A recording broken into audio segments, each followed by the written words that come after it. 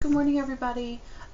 We are back with Chapter 8 of The Hunger Games. We left off with Katniss in her private session with the Game Makers, a little frustrated that nobody was paying any attention to her, so she shot an arrow at the Game Makers table through an apple in a pig's mouth. So she made quite the impression on them with her bow and arrow skills. So I'm excited to see how that plays out in the next chapter, if they even address it, but I'm sure they will.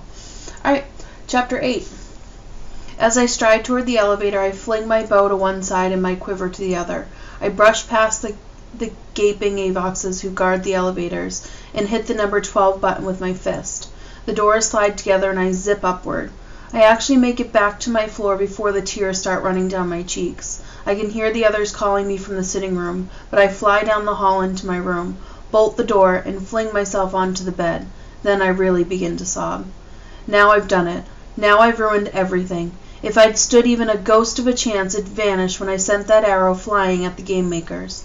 What will they do to me now? Arrest me? Execute me? Cut my tongue and turn me into an Avox so I can wait on the future tributes at Panem? What was I thinking? Shooting the Game Makers? Of course I wasn't. I was shooting it at that apple that I was so angry at being ignored. I wasn't trying to kill one of them. If I were, they'd be dead. Oh, what does it matter? It's not like I'm going to win the games anyway. Who cares what they do to me? What really scares me is what they might do to my mother and Prim. How my family might suffer now because of my impulsiveness. Will they take their few belongings or send my mother to prison and Prim to the community home? Or kill them? They couldn't kill them. Would they? Why not? What do they care? I should have stayed and apologized, or laughed like it was a big joke. Then maybe I would have found some leniency. But instead, I stalked out of the place in the most disrespectful manner possible. Hamish and Effie are knocking on my door. I shout for them to go away, and eventually they do. It takes at least an hour for me to cry myself out. Then I just lie curled up on the bed, stroking the silken sheets, watching the sun set over the artificial candy capital. At first I expect guards to come for me, but as time passes it seems less likely. I calm down. They still need a girl tribute from District 12, don't they? If the Game Makers want to punish me, they can do it publicly. Wait until I'm in the arena and 6 starving wild animals on me. You can bet they'll make sure I don't have a bow and arrow to defend myself. Before that, though, they'll give me a score so low no one in their right mind would sponsor me. That's what will happen tonight. Since the training isn't open to viewers, the Game Makers announce a score for each player. It gives the audience a starting place for the betting that will continue throughout the games. The number, which is between 1 and 12, 1 being irredeemably bad and 12 being unattainably high, signifies the promise of the tribute. The mark is not a guarantee of which person will win. It's only an indication of the potential a tribute showed in training. Often, because of the variables in the arena, high-scoring tributes go down almost immediately. And a few years ago, the boy who won the games only received a 3. Still, the scores can help or hurt an individual tribute in terms of sponsorship. I had been hoping my shooting skills might get me a 6 or a 7, even if I'm not particularly powerful. Now I'm sure I'll have the lowest score of the 24. If no one sponsors me, my odds of staying alive decreased almost 0. When Effie taps on the door to call me to dinner, I decide I might as well go. The scores will be televised tonight. It's not like I can hide what happened forever. I go to the bathroom and wash my face, but it's still red and splotchy. Everyone's waiting at the table, even Cinna and Portia. I wish the stylist hadn't shown up because for some reason I don't like the idea of disappointing them. It's as if I've thrown away all the good work they did on the opening ceremonies without a thought. I avoid looking at anyone as I take tiny spoonfuls of fish soup. The saltiness reminds me of my tears. The adults begin some chit-chat about the weather forecast, and I let my eyes meet Peeta's. He raises his eyebrows, a question. What happened? I just give my head a small shake. Then, as they're serving the main course, I hear Hamish say, "Okay, enough small talk. Just how bad were you today?" Peeta jumps in. I don't know that it mattered. By the time I showed up, no one even bothered to look at me. They were singing some kind of drinking song, I think. So I threw around some heavy objects until they told me I could go. That makes me feel a bit better. It's not like PETA attacked the game makers, but at least he was provoked to. And you, sweetheart, says Haymitch. Somehow Haymitch calling me sweetheart ticks me off enough that I'm at least able to speak. I shot an arrow at the game makers. Everyone stops eating. You what? The horror in Effie's voice confirmed my worst suspicions. I shot an arrow at them. Not exactly at them, in their direction. It's like PETA said, I was shooting and they were ignoring me, and I just lost my head. So I shot an apple out of their stupid roast pig's mouth, I say defiantly. And what did they say? Says Cinna carefully. Nothing. Or I don't know. I walked out after that, I say. Without being dismissed? Gasps Effie. I dismissed myself, I said. I remember how I promised Prim that I would try to win, and I feel like a ton of coal has dropped on me. Well, that's that, says Haymitch. Then he butters a roll. Do you think they'll arrest me, I ask. Doubt it. Be a pain to replace you at this stage, says Haymitch. What about my family, I say. Will they punish them? Don't think so. Wouldn't make much sense. See, they'd have to reveal what happened in the training center for it to have any worthwhile effect on the population. People would need to know what you did. But they can't since it's a secret, so it'd be a waste of effort, says Haymitch. More likely, they'll make your life hell in the arena. Well, they've already promised to do that to us anyway, says PETA. Very true, says Haymitch, and I realize the impossible has happened. They've actually cheered me up. Haymitch picks up a pork chop with his fingers, which makes Effie frown, and dunks it in his wine. He rips off a hunk of meat and starts to chuckle. What were their faces like? I can feel the edges of my mouth tilting up. Shocked, terrified, ridiculous, some of them. An image pops into my head. One man tripped backward into a bowl of punch. Haymitch guffaws, and we all start laughing except Effie, although even she is suppressing a smile. Well, it serves them right. It's their job to pay attention to you, and just because you come from District 12 is no excuse to ignore you. Then her eyes dart around as if she's said something totally outrageous. I'm sorry, but that's what I think, she says to no one in particular. I'll get a very bad score, I say. Scores only matter if they're very good.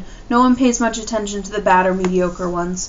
For all they know, you could be hiding your talents to get a low score on purpose. People use that strategy, said Portia. I hope that's how people interpret the 4 I'll probably get, says PETA. If that, really, is anything less impressive than watching a person pick up a heavy ball and throw it a couple yards. One almost landed on my foot. I grin at him and realize that I'm starving. I cut off a piece of pork, dunk it in mashed potatoes, and start eating. It's okay. My family is safe, and if they are safe, no real harm has been done. After dinner, we go to the sitting room to watch the scores announced on television. First, they show a photo of the tribute, then flash their score below it. The career tributes naturally get in the 8 to 10 range. Most of the other players average a 5. Surprisingly, little Rue came up with a 7. I don't know what she showed the judges, but she's so tiny it must have been impressive. District 12 comes up last, as usual. PETA pulls an 8, so at least a couple of the game makers must have been watching him.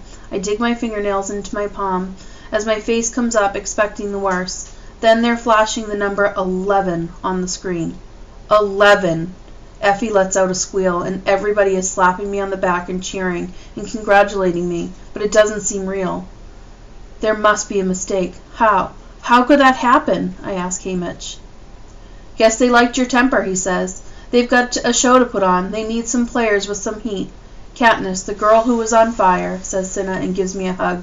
Oh, wait until you see your interview dress. More flames, I ask? Sort of, he says mischievously. PETA and I congratulate each other.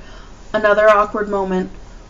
We've both done well, but what does that mean for the other? I escape to my room as quickly as possible and burrow down under the covers. The stress of the day, particularly the crying, has worn me out. I drift off, relieved, and with the number 11 still flashing behind my eyelids. At dawn, I lie in bed for a while, watching the sun come up on a beautiful morning. It's Sunday, a day off at home. I wonder if Gale is in the woods yet. Usually we devote all of Sunday to stocking up for the week. Rising early, hunting and gathering, then trading at the hob. I think of Gale without me. Both of us can hunt alone, but we're better as a pair, particularly if we're trying for a bigger game. But also in the littler things.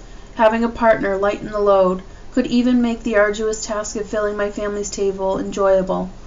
I had been struggling along on my own for about 6 months when I first ran into Gale in the woods. It was a Sunday in October, the air cool and pungent with dying things.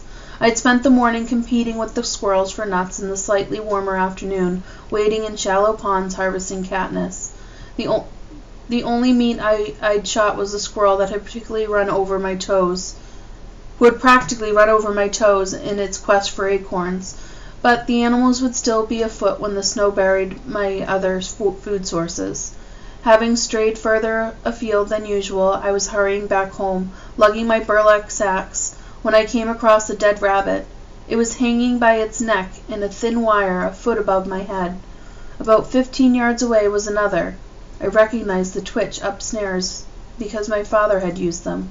When the prey is caught, it's yanked into the air out of reach of other hungry animals. I've been trying to use snares all summer with no success, so I couldn't help dropping my sacks to examine this one. My fingers were just on the wire above one of the rabbits and a voice rang out. "That's dangerous." I jumped back several feet as Gale materialized from behind a tree. He must have been watching me the whole time. He was only 14, but he cleared 6 feet and was as good as an adult as me. I'd seen him around the seam and at school, and another time. He'd lost his father in the same blast that killed mine. In January, I'd stood by while he received his Medal of Valor in the Justice Building, another eldest child with no father. I remember his 2 little brothers clutching his mother, a woman whose swollen belly announced she was just days away from giving birth. "What's your name?" he said, coming over and disengaging the rabbit from the snare. He had another 3 hanging from his belt. "Katniss," I say, barely audible. "Well, catnip, stealing's punishable by death, or hadn't you heard?" he said. "Katniss," I said louder. "And I wasn't stealing it. I just wanted to look at your snare. Mine never catch anything." He scowled at me, not convinced. "So where'd you get the squirrel?" "I shot it." I pulled my bow off my shoulder. I was still using the small version my father had made me, but I'd been practicing with the full-size one when I could. I was hoping that by spring I might be able to bring down some bigger game. Gale's eyes fastened on the bow. "Can I see that?" I handed it over. "Just remember, stealing is punishable by death." That was the first time I ever saw him smile. It was transformed from someone menacing to someone you wish you knew, but it took several months before I returned that smile. We talked hunting then. I told him I might be able to get him a bow if he had something to trade. Not food. I wanted knowledge. I wanted to set my own snares that caught a belt of fat rabbits in one day. He agreed something might be worked out. As the seasons went by, we grudgingly began to share our knowledge, our weapons, our secret places that were thick with wild plums or turkeys. He taught me snares and fishing. I showed him what plants to eat and eventually gave him one of our precious bows. And then one day, without either of us saying it, we became a team, dividing the work and the spoils, making sure that both our families had food. Gale gave me a sense of security I'd lacked since my father's death. His companionship replaced the long, solitary hours in the woods. I became a much better hunter when I didn't have to look over my shoulder constantly, when someone was watching my back, but he turned into so much more than a hunting partner. He became my confidant, someone with whom I could share thoughts I could never voice inside the fence. In exchange, he trusted me with his. Being out in the woods with Gale, sometimes I was actually happy. I call him my friend, but in the last year it seemed too casual a word for what Gale is to me. A pang of longing shoots through my chest. If only he was with me now, but of course, I don't want that. I don't want him in the arena where he'd be dead in a few days. I just miss him, and I hate being so alone. Does he miss me? He must. I think of the 11 flashing under my name last night. I know exactly what he'd say to me. "Well, there's some room for improvement there," and then he'd give me a big smile and I'd return it without hesitating now. I can't help comparing what I have with Gale to what I'm pretending to have with Peeta. How I never question Gale's motives while I do nothing but doubt the latter's. It's not a fair comparison, really. Gale and I were thrown together by a mutual need to survive. Peeta and I know the other's survival means our own death. How do you sidestep that? Effie's knocking at the door, reminding me there's another big day ahead. Tomorrow night will be our televised interviews. I guess the whole team will have their hands full readying us for that. I get up and take a quick shower, being a bit more careful about the buttons I hit, and head down to the dining room.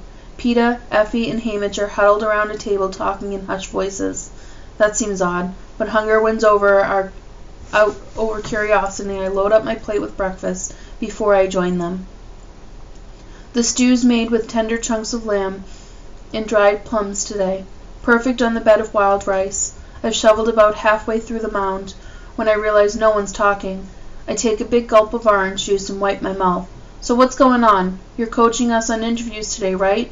That's right, says Haymitch. You don't have to wait until I'm done. I can listen and eat at the same time, I say. Well, there's been a change of plans about our current approach, says Haymitch. What's that? I ask. I'm not sure what our current approach is. Trying to appear mediocre in front of the other tributes is the last bit of our strategy I remember. Haymitch shrugs. Peeta has asked to be coached separately. Okay, so that's kind of a big development, a big statement to make, where they had originally taken the approach to be coached together, so they appeared as if they were a team. Now, the problem with that has been that only one person comes out alive in the Hunger Games. So even though they were both being coached together, one of them was still not going to be able to survive, if not both of them. So I'd love to hear what you think about that new development with Peeta. What do you think Peeta's motives were to ask to be coached separately? Do you think he was feeling a little bit uncomfortable that Katniss scored so high and he didn't score as high? I'm sure that has something to do with it. Alright guys, there's a new math video and science video posted. I hope that they help you understand the new material, and I will see you tomorrow. Bye-bye.